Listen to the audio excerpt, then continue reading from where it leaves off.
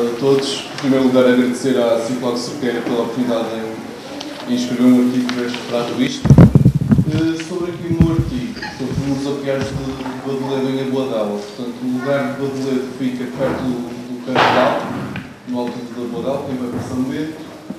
E, portanto, eu escrevi um artigo sobre estas estruturas que serviam para proteger os cortiços de ursos, de texugos e de outros predadores, também de ventos e dos incêndios. No meu artigo começo a fazer uma abordagem genérica sobre o mel, sobre a produção do mel ao longo da história, desde a pré-história até à atualidade, incidindo que o mel já existia por volta de no ano 3400, já era produzido no Egito, portanto, de uma forma, já não era, portanto, de uma forma produtiva, portanto, era produzido, não era recolhido, portanto, não era coletado no nível selvagem, e depois, ao longo dos tempos, ele foi sempre sendo usado e essas técnicas de produção foram também evoluindo. Este caso dos apiários, eles surgem em Portugal em data incerta, provavelmente na Idade Média, e existem vários exemplares de norte a sul do país, sobretudo nas regiões serranas. Para além daqui em Amarante existiam exemplares, existem outros exemplares em Celurico, lá embaixo em Castelo Branco, na região do Gerês e depois também no Alentejo, Serpa e Moura, portanto, nessas localidades próximas de Serpa. Neste artigo eu faço uma abordagem metodológica dos muros apiários, de como é que eu tive contacto com estas estruturas, que elas estão densamente cheias de matos, cheias de vegetação, em que o acesso é quase impossível neste momento. Falo como é que as descobri, faço uma análise tipológica e caracterizo as estruturas apiárias de Aboadela com as estruturas apiárias existentes em Portugal, nomeadamente elas são muito parecidas, apesar da distância geográfica, têm muita semelhança com as de Castelo Branco. E depois vou fazendo também uma análise a nível da própria estrutura, como é que ela era organizada no espaço interno, como é que seria feito o seu acesso e como era também recolhido o mel e também a memória que existe ainda atualmente da produção do mel e dos muros apiários em Aboadela. Nomeadamente, as pessoas sabem que aqueles muros serviam para alguma coisa, serviam para proteger do bicho, não sabem dizer que bicho é que era, portanto, não sabem dizer que era um urso, eles apenas dizem, e a memória local diz, que era um bicho grande, um bicho muito forte, um bicho muito mau. Mas não sabem dizer, obviamente, que bicho é que é. E penso que fiz uma abordagem de tudo. O artigo não está completo, há muitas lacunas, devido também ao estado de degradação das estruturas, e, portanto, estarei disponível para alguma questão que queiram colocar.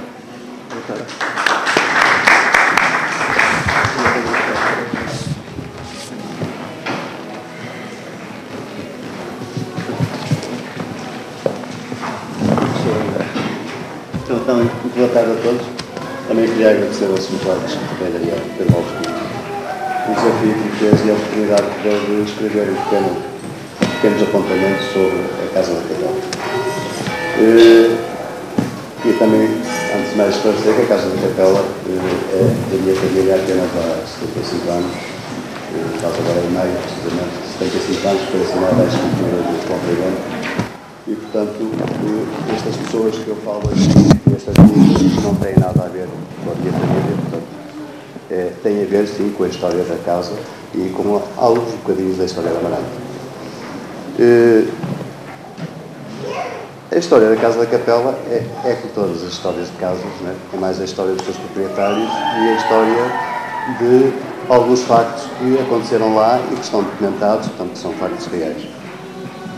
E começa portanto, no início do século XVII, em 1600 e pouco, que é quando há documentação que comprova a propriedade e os casamentos que se fizeram. Portanto, a partir daí, a casa é mais antiga. Aliás, basta ver que quando o Fernão Mendes Pinto casa com a Dona Maria Velosa de Azevedo, a casa já existia, portanto, isto é em 1610, por aí, portanto, a casa já existia, já era uma casa, já era um solar, portanto, haverá certamente mais documentação anterior, mais factos anteriores, mas que eu, de facto, não consegui obter ainda, mas julgo que será possível ainda ver mais alguma coisa. Portanto, isto é uma história dos proprietários, como eu disse, e é uma história que tem guerras, nomeadamente algumas cenas relacionadas com a Segunda Guerra Francesa, tem amores trágicos de um dos proprietários, portanto, o Augusto Pinto Magalhães, com a Dona Francisca Owen, Fanny Owen, que há um filme sobre esses acontecimentos. Há um livro que foi escrito para o filme, para se fazer o filme, encomendado por Manuel de Oliveira à Agostina Bessa Luís, que é uma ilustre marantina, e que tem um facto que não está aqui dito, mas que eu também já agora gostava de esclarecer. É referido nesse livro de Fanny Owen, de Augusto Pinto Magalhães, seria da Casa do Lodeiro de Baião. Ora, a Casa do Lodeiro e a Casa da Capela eram casas únicas. Ela centra muito a ação, e o filme também centra muito a ação na Casa do Lodeiro, porque a Casa do Lodeiro foi adquirida pela família do Manuel de Oliveira. E ele soube da história e, portanto, soube que tinha acontecido esses factos em meados do século XIX e portanto, centrou tudo ali.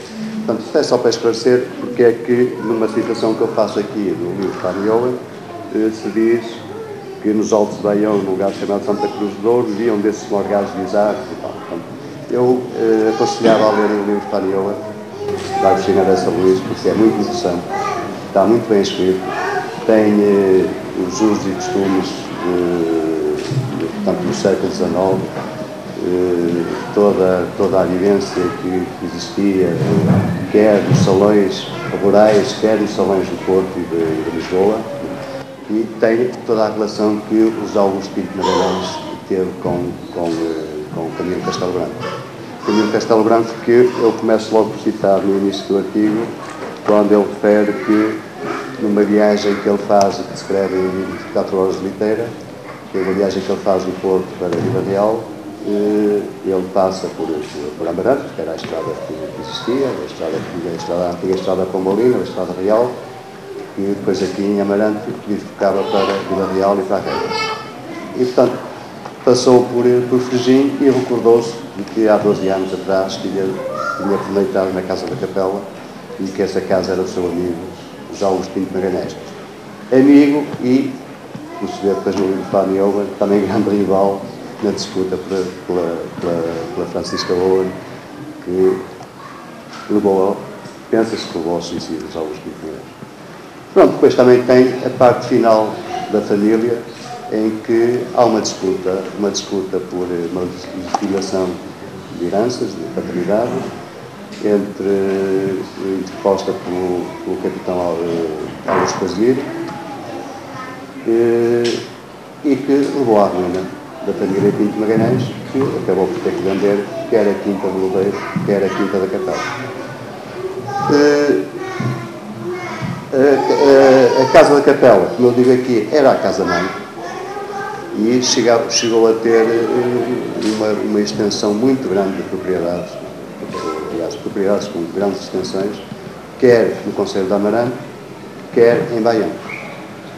A Casa de Baião era a Casa do Lodeiro, a Casa da Igreja, a Casa da Laje, a Casa da Foz, portanto era uma série de casas que eram casas-mães de várias quintas. Portanto, eram grandes proprietários. Em Frigim, as propriedades iam de onde é agora mais ou menos a Escola da Torreira até à Quinta do Rio, onde está agora a RTE. Não era tudo seguido, mas havia propriedades que diziam os proprietários que podiam ir desde a Torreira até ao Rio Tâmega, sempre sem sair da sua propriedade. Depois havia umas quintas em Gondar também, que também pertenciam.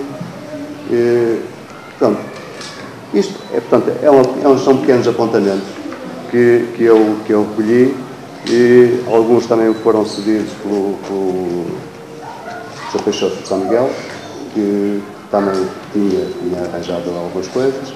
E tem aqui algumas fotografias que são de cerca de 1925, que me foram cedidas por um sobrinho neto da Dona Amélia Silveira Pinto Magalhães, que foi, digamos, a última proprietária da casa. Pronto, também estou a dispor. Queria só referir que também faço aqui algumas referências, e, portanto, além do Camilo e da Faniola, sim, só uns leves apontamentos em relação ao Zé Telhado, que, portanto, nomeadamente nos livros também do Camilo Castelo Branco, nas Memórias de Castro, refere várias aventuras do Zé Telhado. Uma delas tem a ver com a Casa do Carrapatelo, que pertencia à Casa do Carrapatelo no Mar, portanto, junto mesmo à barragem do Carrapatelo, onde há um célebre assalto que evitou o fim do Zé Telhado. E que a partir daí, porque esse assalto implicou uma morte dos criados da casa, e a partir daí as autoridades nunca mais largaram até o prender e degradarem para ela.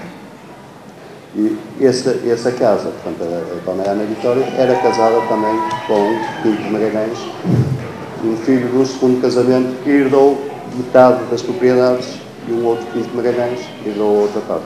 Portanto, são só pequenos apontamentos. O resto, eu aconselho-vos a ler a Fariola e as 24 horas de inteira, porque além, não é só por falarem da Casa da Capela, mas tem muitas referências a Amarante e às passagens quer do Camilo, quer dos Augusto Pinto Magalhães e de outras personagens do século XIX, que têm as Memórias de Castro também têm muitas passagens sobre Amarante. Portanto, e há ali muita matéria para se conhecer um bocadinho da história de Amarante no século XIX. Muito obrigado.